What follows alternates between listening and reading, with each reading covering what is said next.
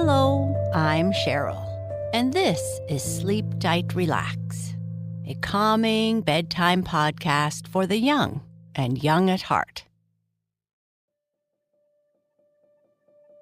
It's time to get cozy in bed and listen to tonight's story. Our sleep story is about snowballs. Our story begins with a snowball fight, and then the boys decide to make some snowballs for the next day's fight.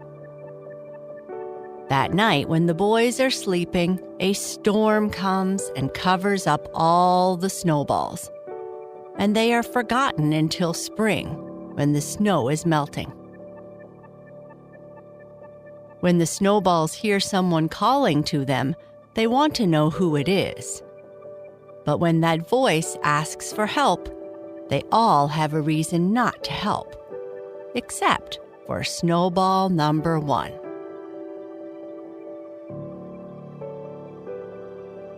But before we continue with our story, let's take a moment to relax. We can practice our deep breathing anytime or anywhere. But before bed, let's first turn down the lights, get comfortable, and make sure that everything feels as it should. Now close your eyes if you'd like, and we'll begin with a few slow, deep belly breaths.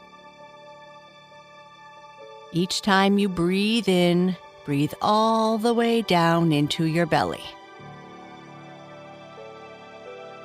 When you breathe in, be sure to slowly breathe through your nose. And when you breathe out, try to push all the air out of your lungs. Breathe in and breathe out. Notice how you feel when you take these deep breaths. How you get more and more relaxed with each breath, how the weight of your body sinks into the bed.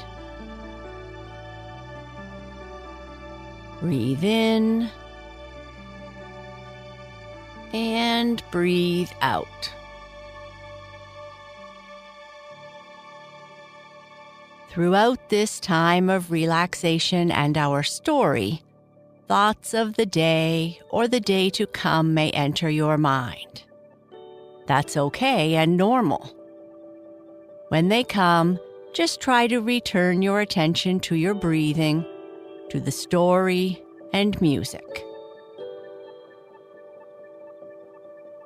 Breathe in and breathe out.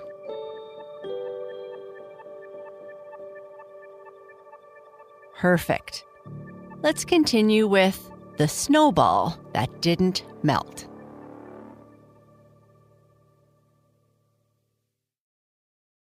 Biff, flick, swat, smack.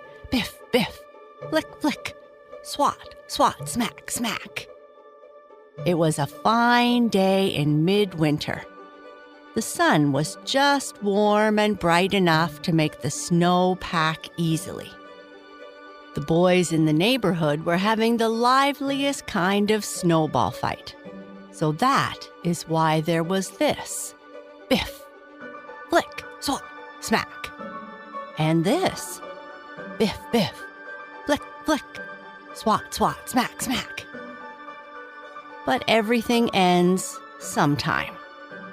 So this snowball fight did. One side or the other won, I have forgotten which. The boys at the little brown shingled house where the fight took place became very busy making snowballs for the next day's battle. You could hear the pat, pat, pat, pat as they rounded and packed their snowballs in their cold red hands. When they became quite satisfied that they had enough on hand for the lively battle, they piled the snowballs up in a neat pyramid just under the edge of the veranda and went off to look for something new to do. Then the snowballs fell to talking, if it is true that snowballs talk. "I wonder what they are going to do with us," said the top one. "I know what I'd like to do. I'd like to hit the nose of that rough, freckled-faced boy who hit the nose of the boy who made me." "I know what I'd like," said the second. "I'd like to go right through the window of old Grampy's house. Wouldn't he sputter?" "Oh, what's the fun in teasing a poor old man?" said another. "I'll tell you what I'd like. I'd like to hit the man right in the middle of the back and see what he'd do." "Hit the man in the back?" said a lively-looking chap down in the middle of a pile. "Be a sport. I'd like to knock the policeman's hat off and see him chase the boy that threw me. That would be fun." It was, you see, a very naughty and mischievous lot of snowballs, if one may judge from their big talk. And so it was probably good for the peace of the neighborhood that evening had scarcely fallen when, through a sudden change in the weather, snow too began to fall. All night long the snow fell, thicker and faster, thicker and faster. The wind rose and piled it in stacks. The house was banked to the windows. The veranda was heaped up high. The snowballs were buried deep, so deep that the boys forgot them. It was spring before the thick covering of snow was melted enough so that they could see the light of day. It was a long time after this when there came a day which meant much for at least one of that heap of snowballs. The sun was bright and hot. The grass was beginning to show green.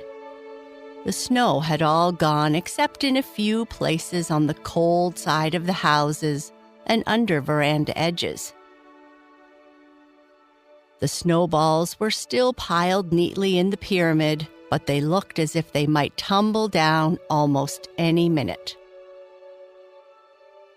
Although it was cool in their shady spot, every one of them was sweating, and several of them looked thin and pale. I think they had felt the heat, for all their lives they had been accustomed to a cooler climate.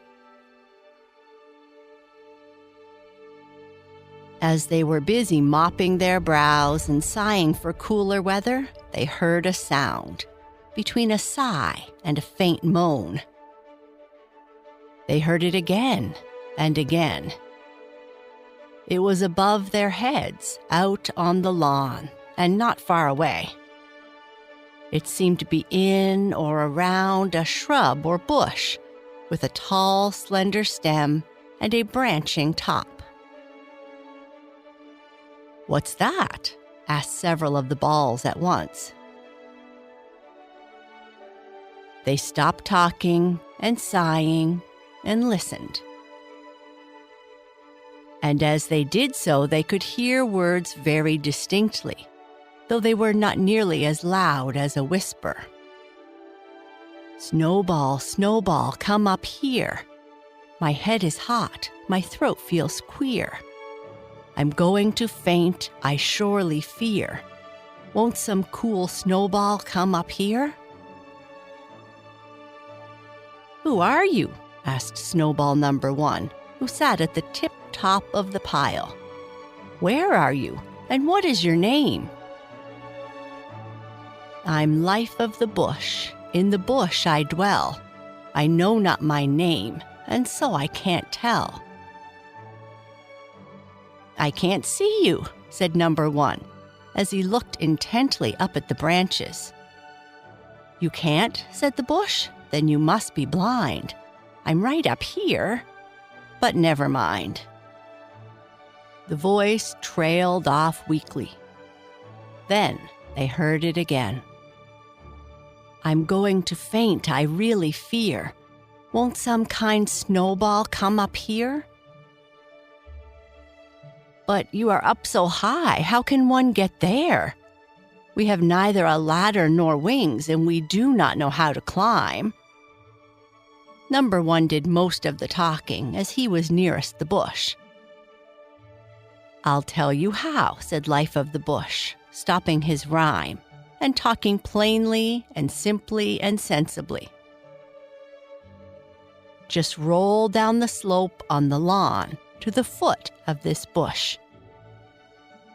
Make yourself as small can be. Creep down into the ground and take an elevator, which is always running, and you will come directly up to me.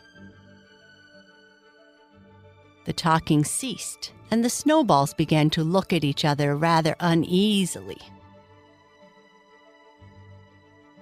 I can't go, said number 2, who was in the second row from the top. I always tan terribly in the sun. It's a long way down to the foot of the bush, and I should be as tanned as a berry before I get halfway. I can't go either, said number 3 by his side. I don't tan, but I freckle, and freckles look dreadful on my fair complexion. I'm sorry I can't go, said number 4 from his place in the corner of the third row. But I feel the heat terribly. My clothes are all sticking to me now. It's simply out of the question for me, said a big fat snowball down near the ground. I know I'd melt before I got there. There isn't much left of me now. Number 1 was one of the fairest snowballs of the bunch, but he was not afraid of freckles or tan. He was also one of the smartest of the lot. He looked down to the foot of the bush.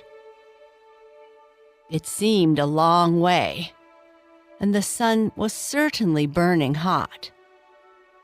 He was not at all sure that he would live long enough in that sun to reach the bush, but someone should keep Life of the Bush from fainting, and he would try. He turned a quick somersault off the pile down to the ground. And just that moment, something disturbed the whole pile, and every ball in it tumbled down and out into the sun. As soon as number 1 touched the ground, he began to roll over and over and over, as fast as ever he could. It didn't take him more than a minute to reach the foot of the bush. He remembered what Life of the Bush had said, made himself just as small could be, crept down into the ground close to the stem, and took the elevator, which seemed to be running all the time. It took quite a while to go up, but finally the elevator paused just long enough for him to get out. He found himself in a cool, rambling house that seemed to be almost all long, narrow halls. They ran this way and that way, and every which way. At one end of each hall, where the buds were opening, there were windows with green shades. Everything was very clean and sweet. Right in the middle of the house, he found Life of the Bush. He gave her a drink of water which he had carried in his waterproof pocket, and not only kept her from fainting, but made her as lively and well and happy as ever. Life of the Bush thanked the snowball 1,000 times and gave him the freedom of her beautiful house. Now that you are here, she said, perhaps you will stay a while and help me build my house a little bigger. I must build leaves and buds and branches and bark. I need your help. The snowball stayed and helped. He found it very exciting work. He worked all day and all night, ran here and there, and never stopped for meals. He packed buds and unfolded them. He pushed out the leaves and built out the end of branches. He made bark, pressed it till it was hard, and colored it gray.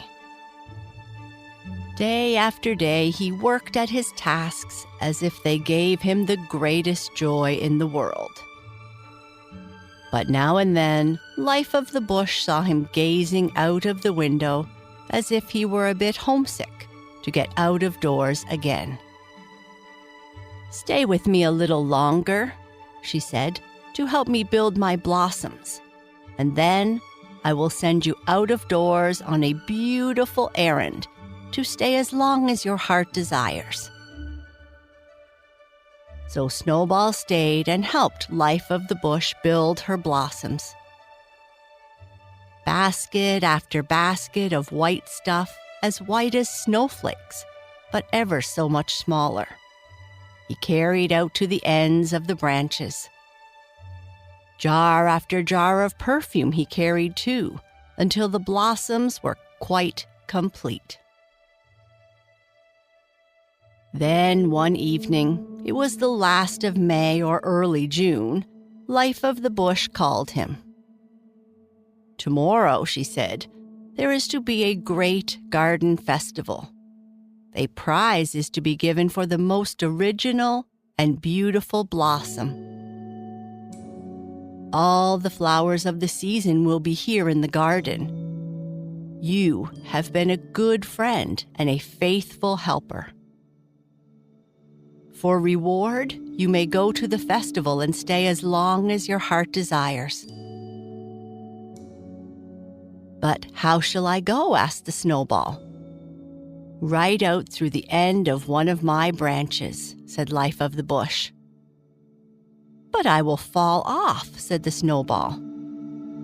"I'll tie you on with a stout string so that not even the wind can blow you off."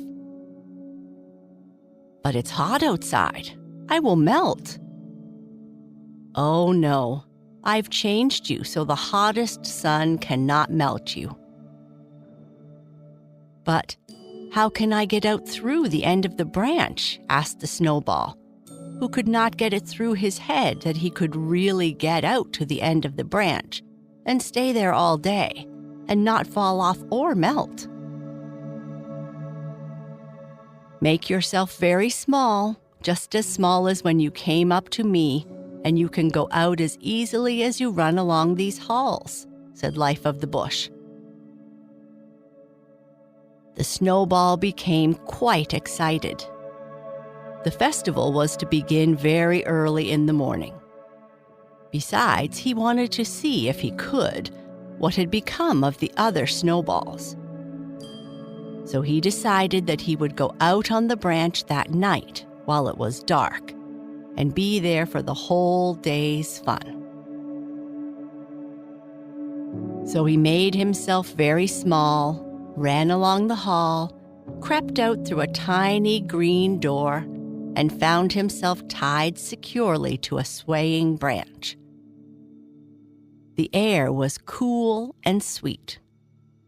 He didn't melt as he half feared he might, and he didn't fall off. He looked around. Yes, this was the very bush he had seen before, but it was greener now. Morning came, and the great festival. The garden was full of flowers and folks. There were lilacs and lilies of shades manifold. There were daisies and daffodils, yellow as gold. There were pansies and peonies, red, white, and pink, and every such flower of which you can think. You ought to have heard the ahs and the ohs, and all the fine people in all their fine clothes. You ought to have seen that wonderful sight. for no rhyme of mine can describe it half right. People went from bush to bush and from flower to flower. They could not for the life of them tell which blossom they thought most beautiful and original. The judges wandered about uncertainly with the ribbons in their pockets, not knowing to what plant or bush to tie them. The Snowball grew very much interested, not to say excited, to see what blossom would finally win the prize. He noticed that groups of people continually stopped before the bush on which he hung. Apparently, they admired it. He soon discovered that they were looking at him and was quite embarrassed. "Look," he kept hearing them say, "see this snowball? And it doesn't melt. Why, it's growing on the bush. It's a blossom." That was the first that he knew that life of the bush had changed him from a snowball into a flower snowball. Of course, he became very happy and twice as excited. Indeed, he could hardly breathe from excitement when the judges came over in a group to where he grew. They looked at him and at the bush. Apparently, they had never seen blossoms of this kind before. "I never saw such a big, round, white blossom before," he heard one of them say, as he drew a blue ribbon from his pocket and tied it to the stem on which he hung. He knew, and soon, of course, everybody knew, that the snowball bush had won the prize. His heart beat so fast that he thought he was growing red in the face. Perhaps he was melting. But he wasn't, for he heard a girl say just then as she passed, "How white and cool it looks." Snowball number 1 had often wondered what happened to his friends, the other snowballs. One reason why he had been anxious to get out of the bush was to find out, if he could, what had become of them all. But the doings of the day had driven all thoughts of them out of his busy head. Now, as the people began to leave the garden and excitement grew less, he remembered and looked around. Here was the yard in which the boys made him. There was the very place, under the edge of the veranda, where he had spent the winter, and where they had all stood that spring morning when life of the bush called to them. There was the place, almost under him, where he knew they had all tumbled down the moment he had left them.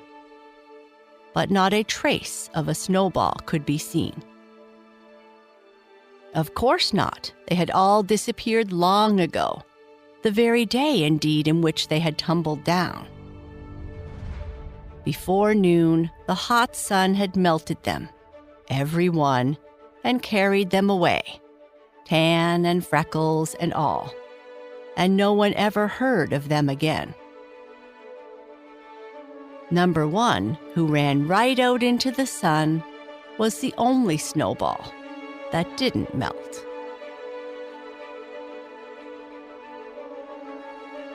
And that's the end of our story.